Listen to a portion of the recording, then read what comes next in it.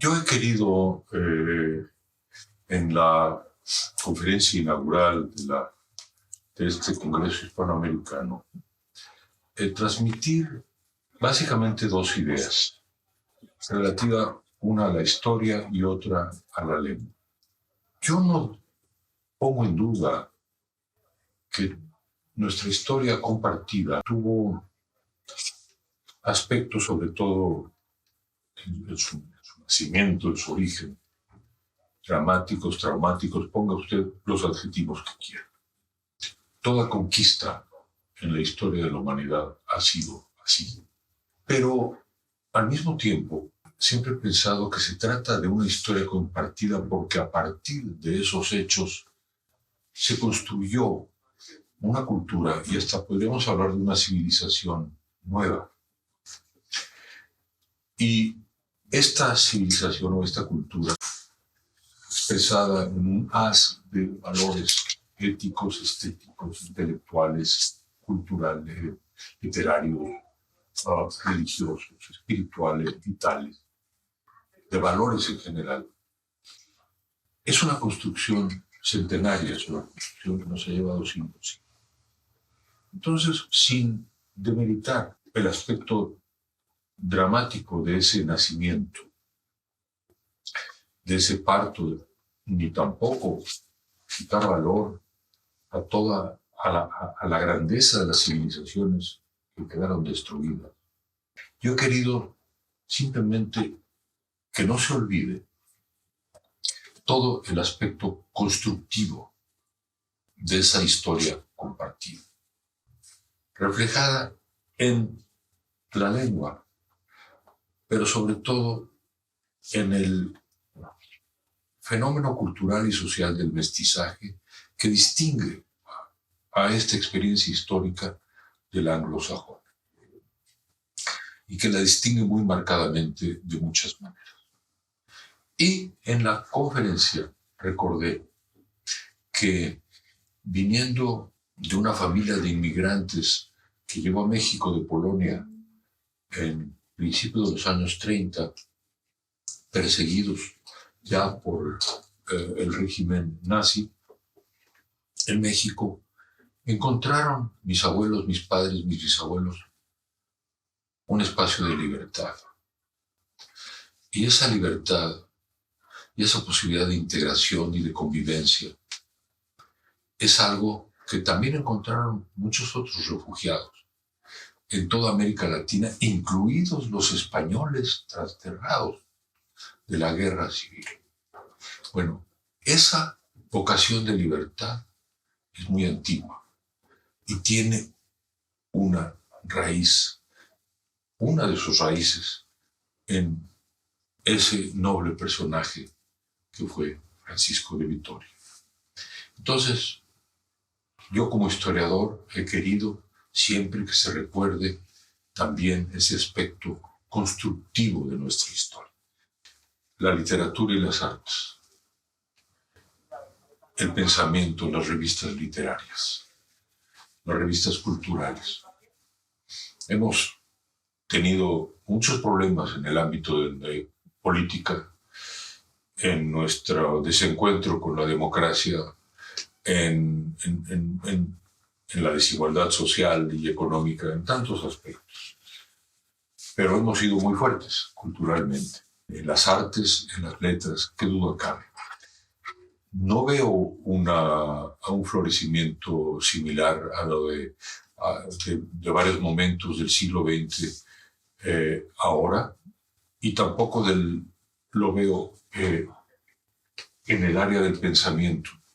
Yo creo que porque todos estamos todavía confundidos, preocupados por esta gran irrupción, no solo latinoamericana, sino mundial, de la polarización, de las redes sociales y de los populismos, de cualquier signo, de derechas o de izquierdas. Estamos en un momento como de pasmo,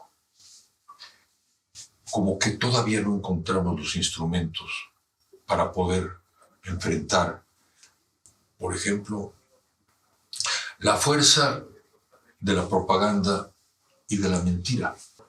cómo utilizar las redes sociales de manera creativa y constructiva, cómo volver a valorar el debate civilizado. Todas estas son cosas, estamos en un momento, repito, oscuro, difícil, pero a toda acción corresponde una reacción y espero que las nuevas generaciones vuelvan a confiar, a encontrar formas de hacer valer los valores esenciales de la convivencia y la civilidad y del debate. Yo le doy una enorme importancia a la palabra y a la práctica del debate. Del debate que no supone, desde luego, por esencia, no supone estar de acuerdo, pero sí supone admitir la humanidad del otro. Y no se puede debatir. Nuestros pueblos han sufrido muchísimo por la incapacidad de debatir. No digo de comprenderse, de debatir. Muchas guerras civiles han tenido que ver con la incapacidad de debatir. Bueno, ojalá inventemos formas nuevas de respetarnos y de debatir. Lo fundamental de la historia o de la misión de la historia es conocer, saber. Bueno, entonces desde Heródoto, ¿no? Es decir, ante todo, conocer, saber, imponerle a la historia de hace 500 años o desde hace 30 años la circunstancia o los valores del presente es hacer una violencia para empezar con la historia. Es decir, hay que pensar la circunstancia de aquel presente con la incertidumbre que tenían aquellos protagonistas en aquel presente, que no es este presente. Hay 3 variedades de la historia, decía un maestro mío muy querido, Luis González. Una es la historia de bronce, otra es la historia crítica y otra es, le llamaba la historia anticuaria. Bueno, la historia de bronce es la historia de los héroes y las estatuas, ¿no? Es la historia preferida de los gobiernos. Vamos a levantar estatuas a los héroes. Y es generalmente una historia daltónica, de buenos y de malos, villanos y galanes, ¿no? ¿Quién es el malo de la película? ¿Quién es el bueno de la película? Como una película de Hollywood. Siempre tiene que haber un malo y un bueno. Esa historia no ayuda mucho, no ayuda al conocimiento. Porque no es cierto que ni los galanes eran tan galanes ni los villanos tan villanos. Bueno, sí ha habido. Miren que los hay en nuestro tiempo, el señor Putin, ¿no? Pero esa variedad no ayuda al conocimiento. La historia crítica es aquella que se empeña en criticar, únicamente en criticar los acontecimientos del pasado. Confunde la historia con la Inquisición. Entonces se trata de subrayar sobre todo aquellos aspectos disruptivos y terribles en la historia. Es la historia favorita de los revolucionarios, de los guerrilleros, ¿no? Bueno, tampoco ayuda al conocimiento. Esto no quiere decir que no haya que comprender la Revolución Francesa o la rusa pero si esos hechos los volvemos una mitología, si pensamos que se trata del pueblo en armas, que de pronto encuentra su realidad y su esencia, bueno, no estamos avanzando en el conocimiento. La tercera variedad, que mi maestro modestamente llamaba anticuaria, es aquella que lo que busca es entender el pasado en los términos del pasado. ¿Cómo fue? Decía Marc Bloch, un gran historiador francés, que le oía decir a su abuela cuando veía las querellas entre los que estaban a favor de Robespierre y en contra de Robespierre. Decía, robespierristas, anti-robespierristas, ¿por qué no me decís simplemente cómo era Robespierre? Yo creo que el historiador tiene sobre todo que tratar de comprender cómo era Robespierre. Es muy difícil, requiere mucho estudio, mucha investigación. Nunca se llega a la verdad definitiva. Yo creo en ese tipo de historiador. Y creo que nuestros gobiernos, y sobre todo los populistas, usan la historia para fines del poder. Y no me voy a referir a América Latina. Piense el uso de la historia que está haciendo Putin. Es una historia absolutamente mitologizada, ¿no? Kiev existió antes que Moscú, pero él está imponiendo una visión de la historia y transmitiéndola con el monopolio de información que tiene, y los rusos se lo creen. Bueno, es una combinación entre la historia de bronce y la historia disruptiva y crítica, la de Putin no, pero no tiene que ver con la verdad. En suma, después de este largo soliloquio, el historiador debe perseguir la verdad. Yo creo en la vigencia del mundo hispánico e hispanoamericano, pero no como una esencia, sino como una historia compartida. No creo en las esencias, creo en la historia, con sus vicisitudes y sus imperfecciones. Quiere decir entonces que nuestra historia compartida está llena de encuentros y desencuentros, de momentos traumáticos, terribles, dolorosos, que por cierto son además distintos en la experiencia de Colombia o de Perú y de Chile y de México, porque tampoco es una esencia América Latina, ni Hispanoamérica es un continente esencial. Pero sí creo que existen experiencias compartidas y valores compartidos. Y subrayo mucho, he subrayado mucho y me han criticado, el tema del mestizaje. Lo siento mucho, sigo creyendo en él. ¿Por qué? Porque es un dato inmediato. Cualquiera que vaya a nuestros países se da cuenta que el mestizaje es una realidad. Y lo ha sido por siglos, es una construcción de convivencia. No hablo solamente étnica, cultural. Está en la comida, está en el trato. Y como hijo de inmigrantes, recientes inmigrantes. Yo nací en 1947 y solo 16 años antes habían inmigrado mis padres desde Polonia. Bueno, soy un testigo y beneficiario de esa convivencia que implica el mestizaje. Entonces no puedo estar de acuerdo con equiparar, por ejemplo, los racismos que existen en la historia de Estados Unidos con la situación cultural y social de los países hispanoamericanos.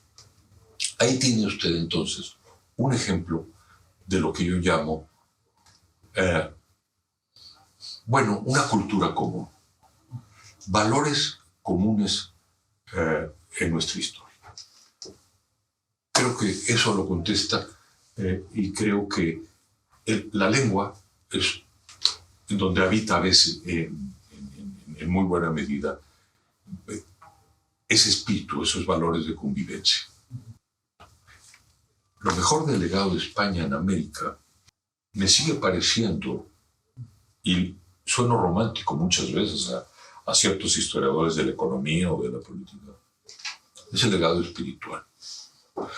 Nadie, viniendo de una familia judía, nadie me va a decir, hombre, este hombre es un hombre de extrema derecha católica, ¿no?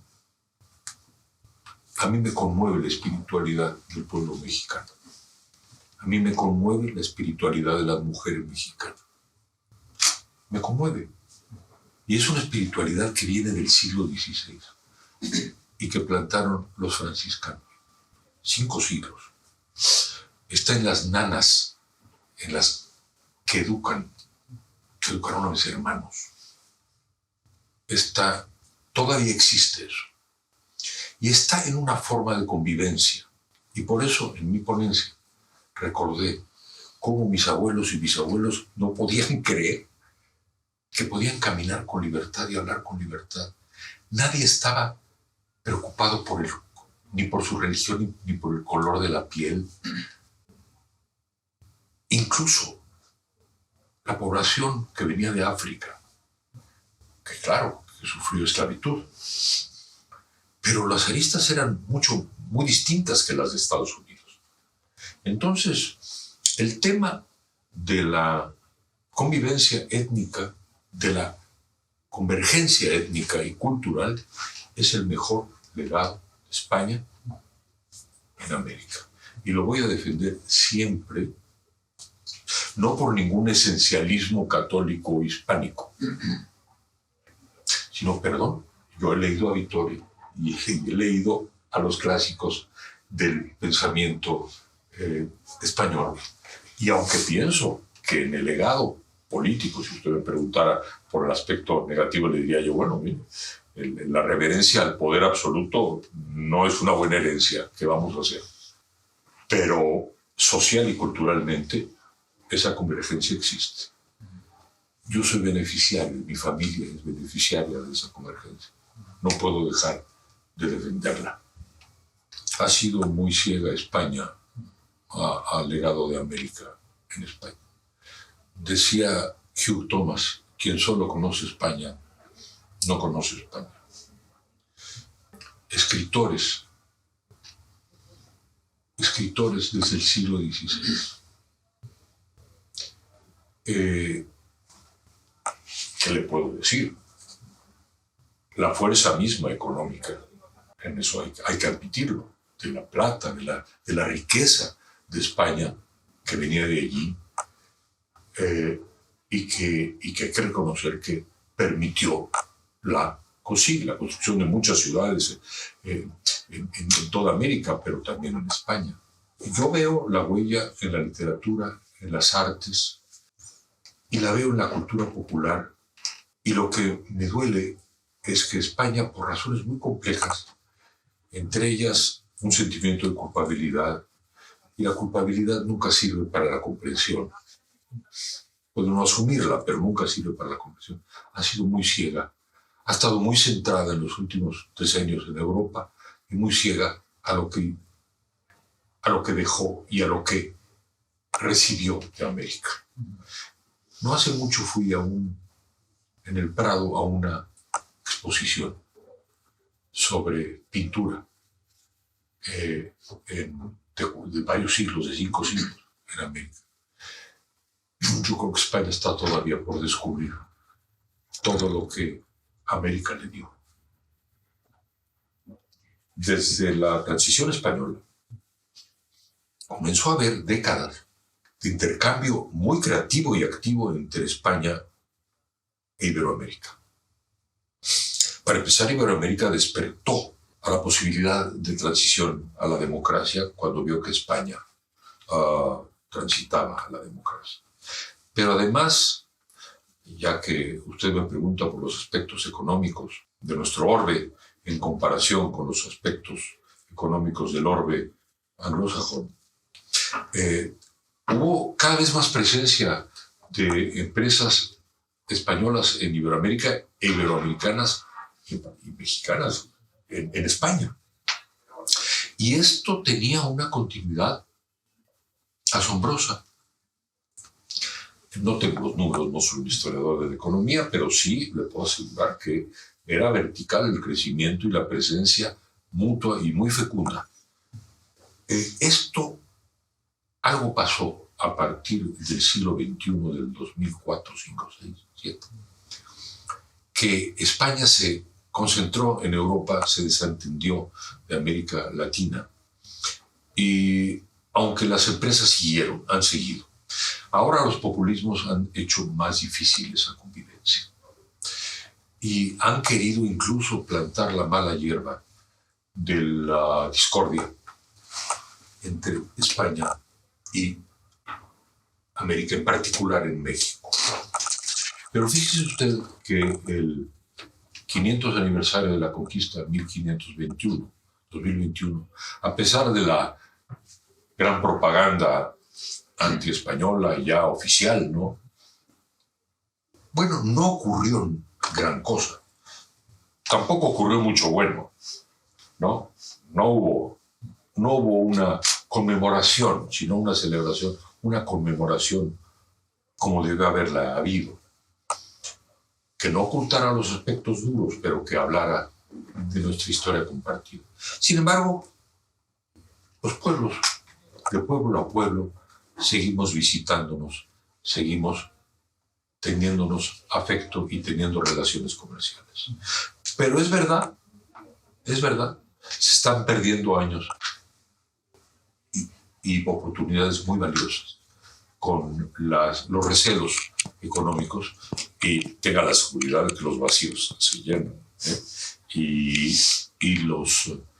Olvídese usted del poderío americano.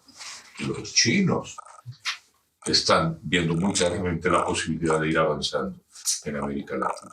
Sí, España e Iberoamérica en lo económico no pasan por un buen momento. Pues mire, Letras Libres es un esfuerzo muy pequeño, una pequeña revista cultural mexicana, española, con su sede en España y con un sitio de internet que llega, bueno, cientos de miles de personas, no puedo presumir mucho más, que entran a ella con mayor o menor tiempo, pero llegan la frecuente. Letras Libres, me pregunta usted sobre la posibilidad de la cultura y la literatura y el pensamiento en la edad del espectáculo. Siempre hay un nicho para la literatura y el pensamiento. Eso sí lo ha probado, creo yo, Letras Libres. Es un nicho, no es muy grande. Los escritores podemos muy poco, algo podemos. Hay que confiar, sigue habiendo. La poesía está allí. La literatura, la novela, el pensamiento, el ensayo, la crítica, la claridad, los valores de la claridad, de la fundamentación, están ahí, mes a mes, en el papel, pero sobre todo en el internet. Y hay una conversación. Gabriel Said, escritor mexicano que yo admiro muchísimo, dice que la cultura es conversación. Bueno, Letras Libres es una conversación. La mejor prueba de que existe esa conversación, que es un nicho para esa conversación, es que llevamos 25 años casi en México. Y si tomamos a la revista Vuelta, que fue nuestra antecesora, en la que trabajé con Octavio Paz, pues ya es casi medio siglo.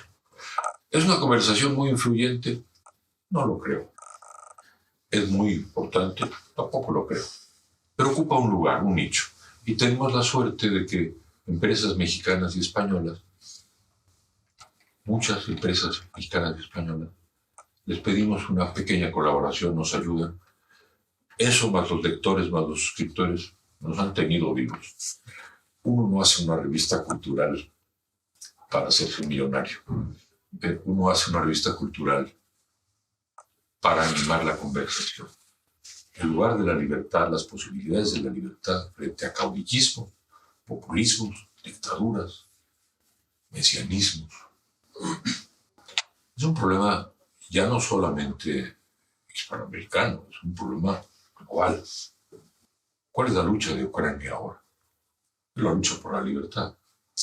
Ucrania, Polonia, estos pueblos oprimidos históricamente por el imperio austrohúngaro y el alemán, el prusiano y el ruso, son los que nos están dando ahora la pauta de la lucha por la libertad. La libertad, como el aire, se aprecia, se suele apreciar solo cuando se pierde. Entonces sí se aprecia. Y los ucranianos y la están apreciando y luchando a muerte. ¿La apreciamos en América Latina, en América Hispana? Yo le diría a usted que en este momento estamos en una situación como de pasmo, como dije al principio. Como si no nos diésemos plena conciencia de lo que significa perder la libertad, y nuestros pueblos optan por populismos de cualquier signo, no importa la ideología. Lo mismo da un Bolsonaro que un populista que se considera de izquierda. Lo importante ahí es el autoritarismo y la reverencia por el líder frente a las instituciones democráticas y la libertad. No cabe duda de que está en un momento muy difícil. Pero le contesto, no hay que generalizar. Yo confío en la supervivencia de la democracia y de la libertad en Chile, en Colombia, en Uruguay, en Argentina, desde luego en Costa Rica. Pero dirá usted, ¿por qué en esos lugares?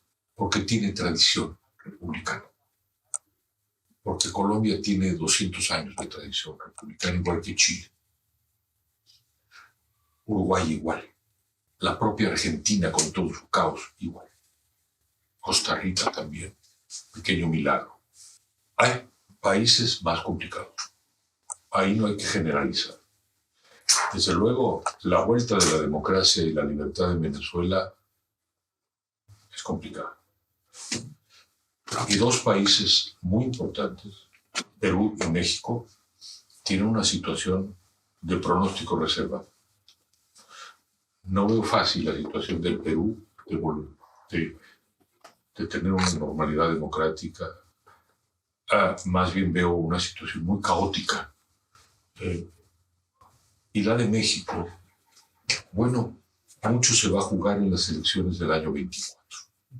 México no es un país particularmente con tradición republicana, democrática, liberal. Es un país muy autoritario. Solo tenemos 25 años de elecciones libres y limpias. Esperemos que esas elecciones permitan preservar las libertades y la democracia. En Brasil, pienso, no pertenece al orden hispano, que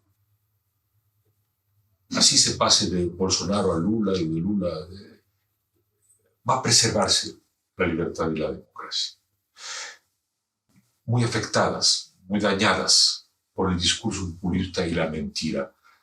Pero ve usted entonces, yo diría que el orbe hispanoamericano e iberoamericano, la libertad padece, pero de distinta manera en distintos lugares.